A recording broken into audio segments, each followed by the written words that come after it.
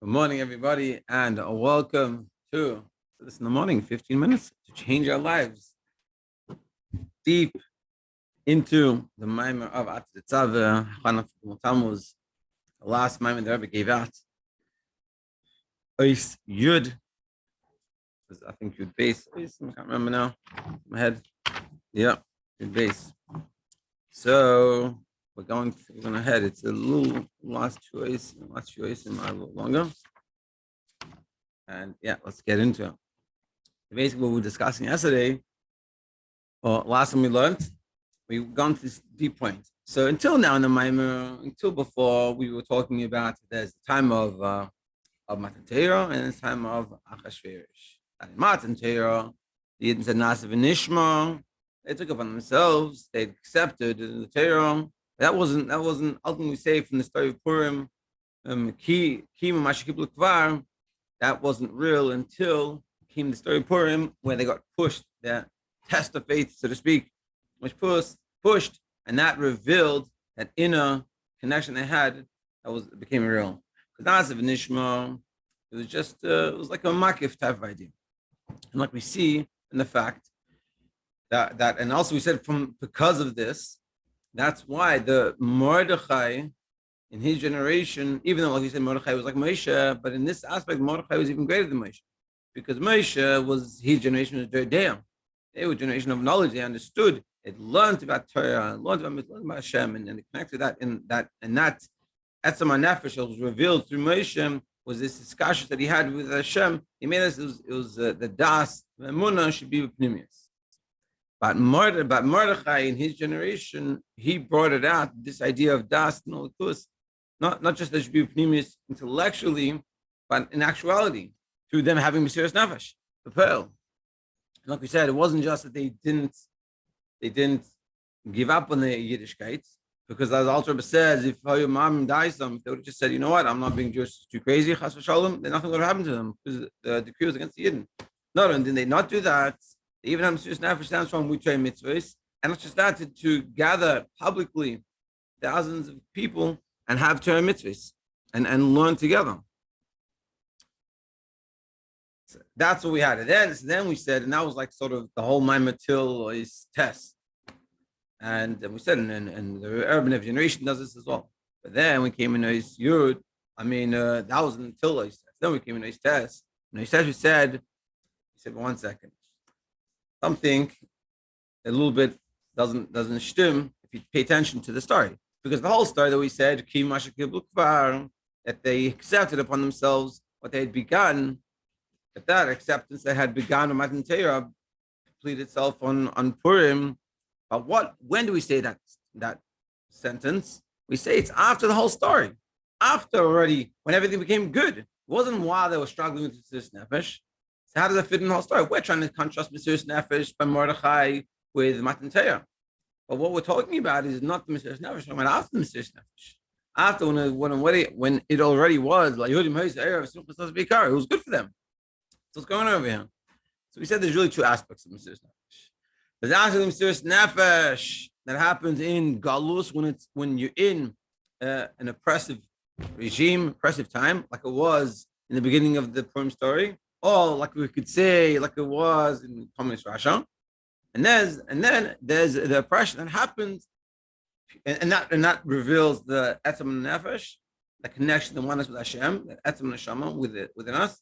And then, which is what Moshe helps, the Moshe Rabbeinu of every generation. And then there's the one that we talked about last time, is because you're in Galus.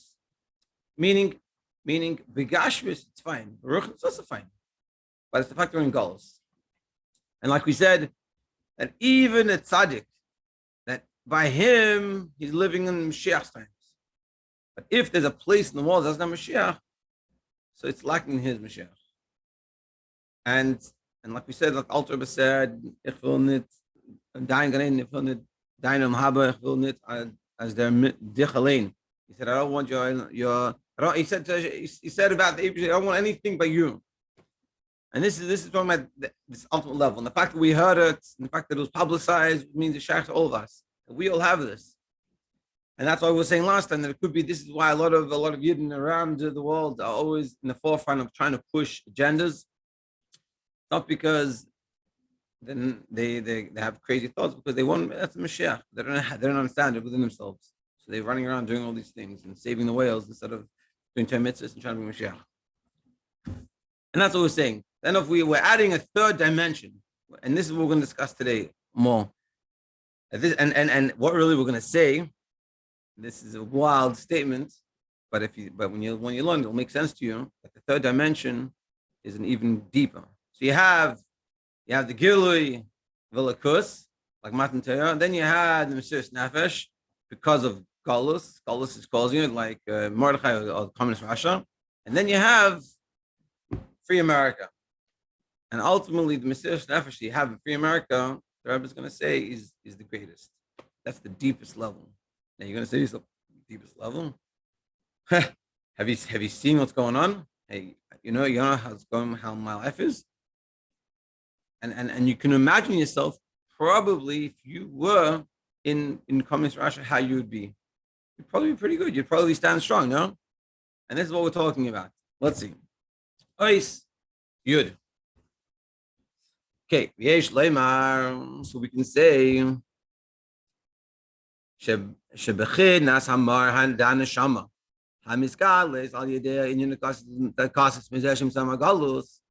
This level of the neshama that is revealed through us being crushed in the time of galus, meaning just pure galus, it's even deeper, even greater.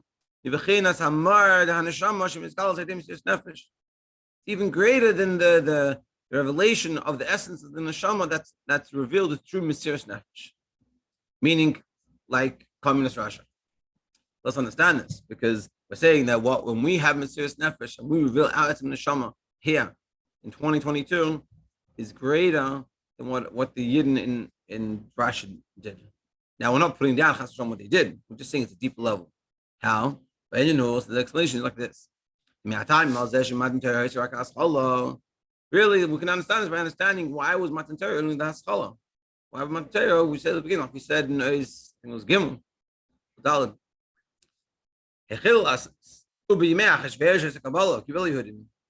So why by Matan Torah was only the beginning and by Achashverosh was when it was real? Because why did he didn't say Nasla Nishma Matan Torah? Why did we say we're going to do it? We're in the program. Whatever you want us to do, we're doing. Why? Because there was a mountain on top of them, which is Kigili Milmailam, as Chassidus explains. Because the real story is that Hashem put on the real story. The story is that Hashem put on a mountain on top of the head and he said, if you're going to keep Torah mitzvahs, good. If not, this will be where you're going to be buried. But on a deeper level, Chassidus is explaining really Hakagigas is a gilui of Hashem's love for us. And therefore the inside Nas Nishma. Why? Because when Hashem is showing you his love in such an extent, such a revealed way, so then we're going to say, no, you want to, of course I want to do it. But that's not you, that's the gilui. And that's what we're saying. So by Matan Torah, the reason why it was only Hakabala wasn't a full acceptance was because you're having this gil Milamilo. You know, it's like in the middle of Farbrengen. I used to have this when I was a bach. You go, you're Farbrengen, and I'm sure it happens to everyone when you go to a Farbrengen and you get all inspired and you're sitting there and you're like, yeah, I'm in the program, I want to do whatever it is. And you want to do the right thing. And even though you haven't got enough chassidus last week, or even though you haven't done whatever it is, you say, I'm going to do it. That's not necessarily yours. That's a gil money. That's because of the environment you're in. It's like being in seminary and being from making sure to do chittas every day and Rambam or whatever it is, you know, and doing miftzayim and then learning and all these things. This is good, but it's probably, or unfortunately, it could be a gil milamayla. Gil is not bad, but it means it's not yours. It's gilu's. Now, what happens? Now comes Achashverosh, the time of Achashverosh. Then they had to choose, like we talked about. That the Alter said that if they would have just said, you know what, I'm on the program. This is too crazy. I'm out of here. Nothing would happen to them. And what did they do? They said, no, I'm in the program. I'm doing it, even though it was literal mesiras nefesh, even though they had expected to die. So we have to say this emunah that comes out because of the mazloi chazi. Emunah mitzad siba, which is ultimately a reason because we see Elikus. It has to be this way. Who al derech shekdimu nas lenishma matan teira mitzad gilim eilam. It's beautiful. That was tying in back what we said before. But before we said there's two levels of etzem neshama or the neshama connected with Hashem. One of them is mazlei chazi, of a mazel that sees. There's a lowest level which is just you intellectually realize it has to be an Eibishter. Then there's a deeper level which is mazlei chazi. You have a mazel that sees, but that's ultimately your mazel seeing a likus. Two separate things. Then you have the etzem neshama that your etzem is one with the Eibishter. And so what we're saying is at the time of Matan Torah, it's like mazlei chazi. It's not the deepest level. So therefore, by Achashverosh, when we took it upon ourselves, we're reaching the etzem neshama. It's revealed the essence, the essential connection that we have with the likus, which is coming from the essence of our neshama. So it's much deeper than the mazlei chazi. So now what we're saying is you have a Matan Torah, which is sort of mazlei chazi, which is that lower level, which is ultimately two separate things that your mazel sees. It's good, but ultimately it's two separate things. And you have the deeper level, which is being brought out by Achashverosh, or you could say, as Rebbe is going to say, being brought out in the communist Russia. But that's ultimately mazlei chazi, and it's two separate things. Even what's being brought out in Russia, mazlei chazi, that's esem neshama. This is what we're going to continue discussing. So by the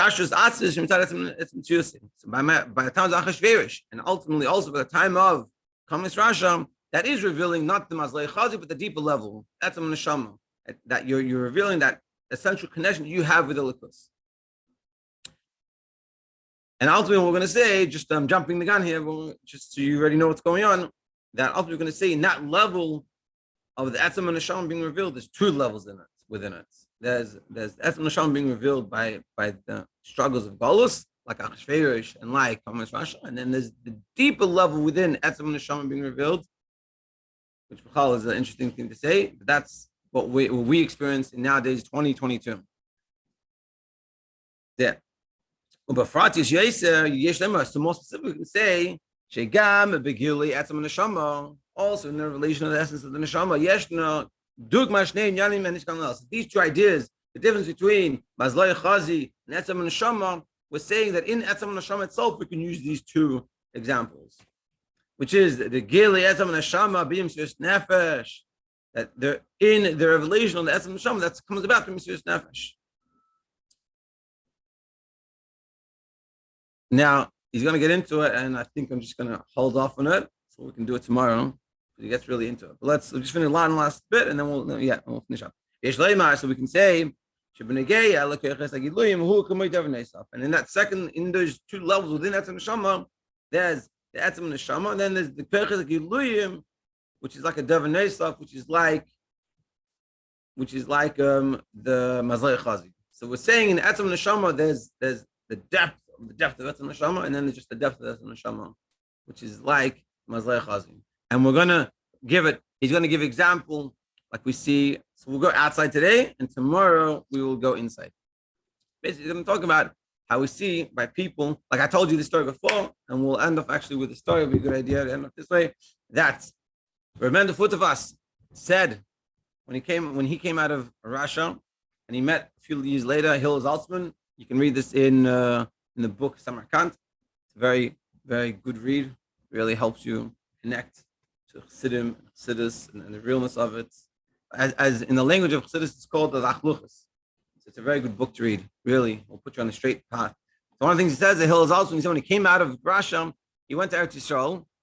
Could have been in the late 60s, early 70s, and he was davening Rosh Hashanah in the Lubavitcher shul in Shachin Chabad, Shikun Chabad.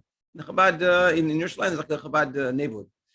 So he's davening there, and he said he cried. That first year, he goes, I cried.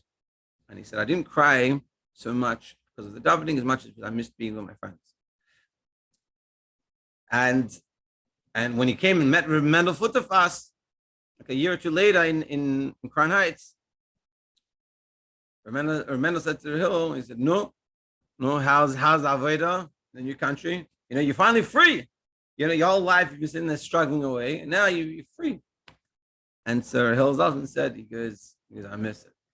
So Mendel, in the story, Mendel goes, yeah, I also found it better, but I heard it recently, or I can't remember where I read it. But Mendel Futifah said, you're not surprised? He goes, my best years were in jail. So essentially what we're saying is, and this is sort of the Vart, and this is a very deep idea that's like, it's a whole ring, and we need to, but basically what we're saying is, when you're being crushed from Gullus because of the communism, like they did, or metaphors being in prison, things like this, it's not coming from the essence of you are. Your essence is being revealed, it is being revealed, but ultimately that it's being revealed from something pushing you from behind. And so therefore it could be, and this is what the Rebbe is going to talk about, that when you come to the freedom of America, you're not as strict. As the Rebbe said to Chassidim that came from Russia, he said, just like in Russia, you knew the Sheikhet, so you should know the Sheikhet in America. They stand on Frumkeit, and if you read in that book, Samarkand, the stand on Frumkeit that they held was a guy that he would never eat bread without gloves on, just in case it was water or something, and it wasn't proper. They were like extreme. When you come to America, as we see, it's much easier to be lax in terms of this. But on the other hand, when we do it, it's not because of everything being forced on us. So therefore, it's really ours. And that's the deepest level of the Neshama being revealed. To be continued tomorrow.